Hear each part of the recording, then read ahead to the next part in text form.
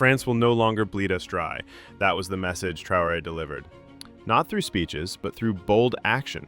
He didn't send a letter or make a polite request. With one decisive move, France's access to African gold vanished.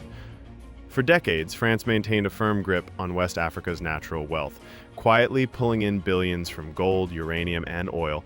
But Ibrahim Traore is changing the rules.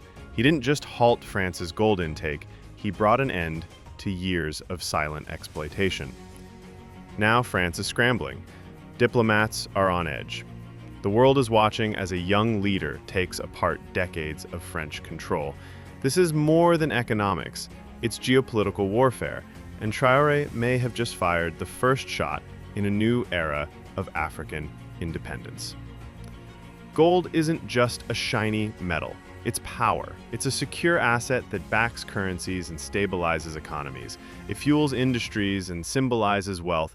France holds more than 2,400 tons of gold in its reserves, one of the largest in the world.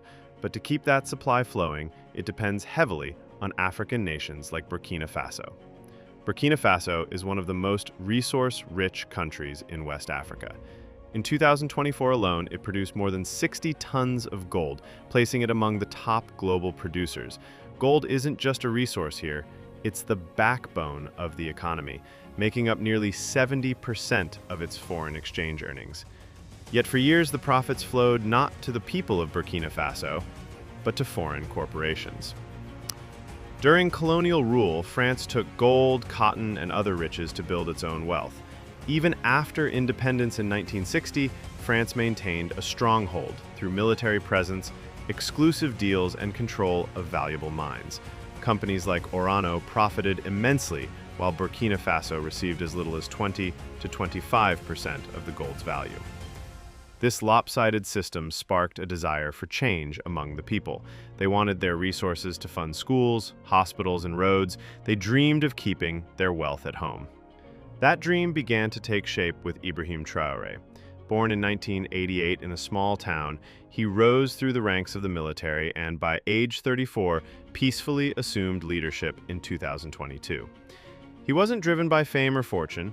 He was motivated by the belief that Burkina Faso could thrive if its people controlled their own wealth. For Traore, the battle over gold is deeply symbolic, a fight for sovereignty, pride, and freedom from foreign dominance. Upon taking office, he addressed a massive crowd in Ouagadougou, the capital. "Our gold belongs to us," he declared. "Our land belongs to us.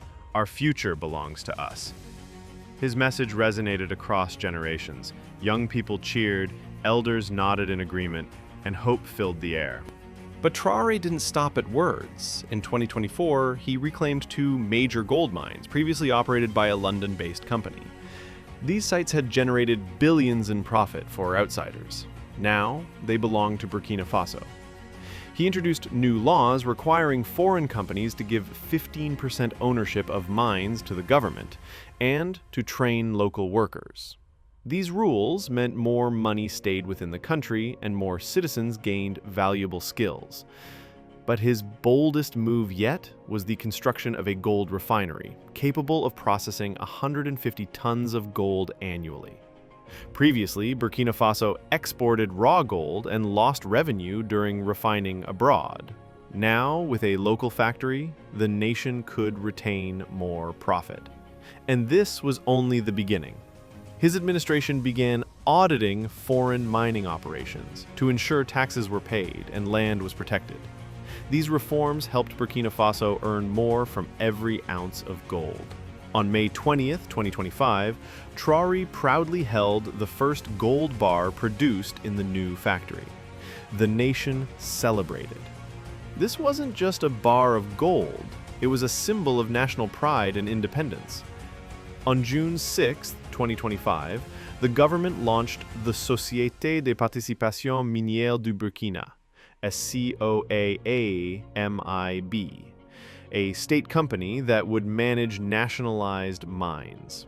It aimed to channel profits into education, healthcare, and infrastructure, much like Botswana's successful model.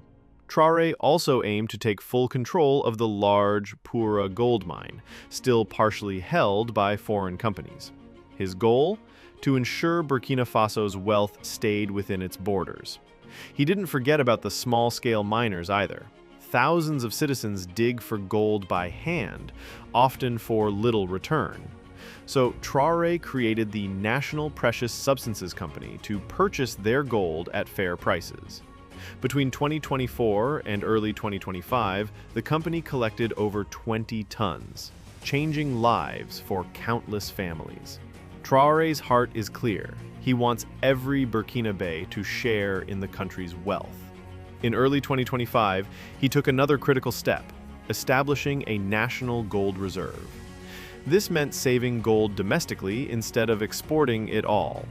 It also aimed to break free from reliance on foreign currencies like the CFA franc, which is controlled by France. Each move strengthened Burkina Faso's economic independence.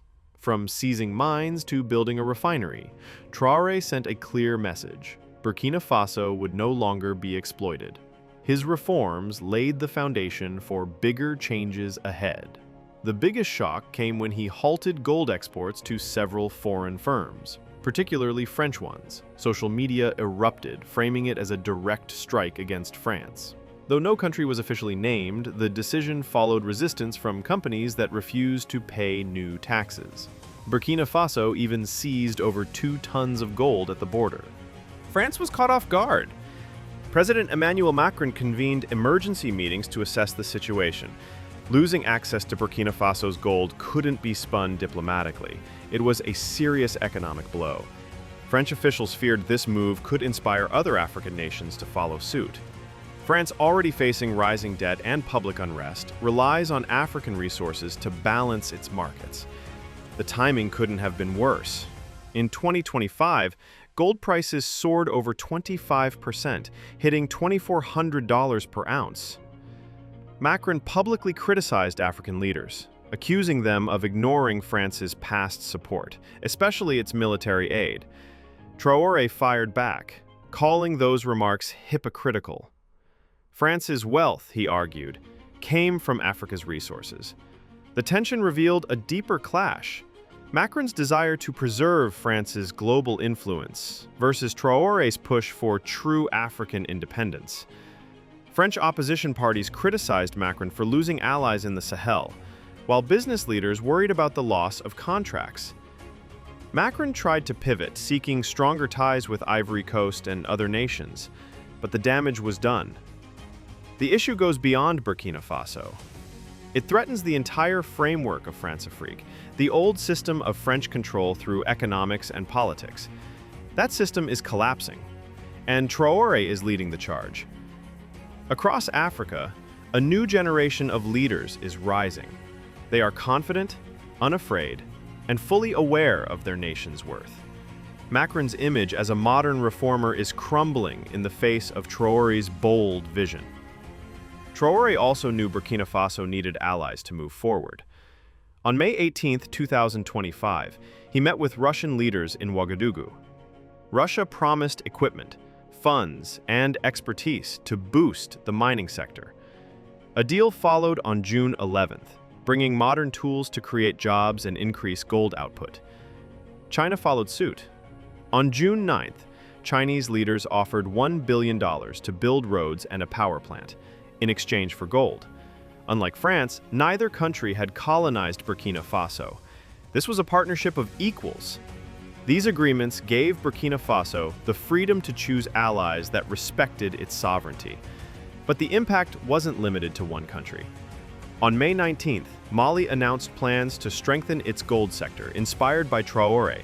Niger made similar moves on June 5th to take control of its gold and uranium mines. Ghana and Zimbabwe also began discussing national resource strategies. Young Africans from Senegal to Kenya are rallying behind Traore. He's become a symbol of what's possible when Africa takes control of its destiny.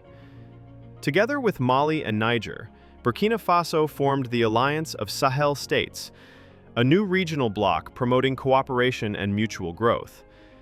Even beyond Africa, nations in Asia and South America are taking notice. Traore's reforms offer a roadmap for small nations to stand tall. As gold prices climb, Burkina Faso is becoming a key player in the global market. By keeping and refining its gold, the country is proving that national wealth can serve national needs. France now faces a tough decision. Will it accept a new, equal relationship or try to cling to the past? Heavy-handed tactics could backfire and fuel anti-French sentiment even more.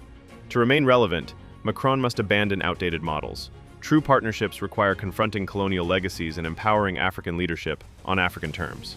What Traore started is no longer just about Burkina Faso. It's a turning point for the continent. Young Africans want more than symbolic independence. They want real control over resources, policies, and futures. This is Africa's moment, a time to rise, rebuild, and reclaim its place in the world, not as a pawn, but as a power. Traore drew a line. Now, the world is watching to see who follows. Is he a visionary or taking a dangerous gamble? Should Macron resist or accept that Africa is ready to lead? Drop your thoughts in the comments. If this story opened your eyes, like and share the video, and don't forget to subscribe for more.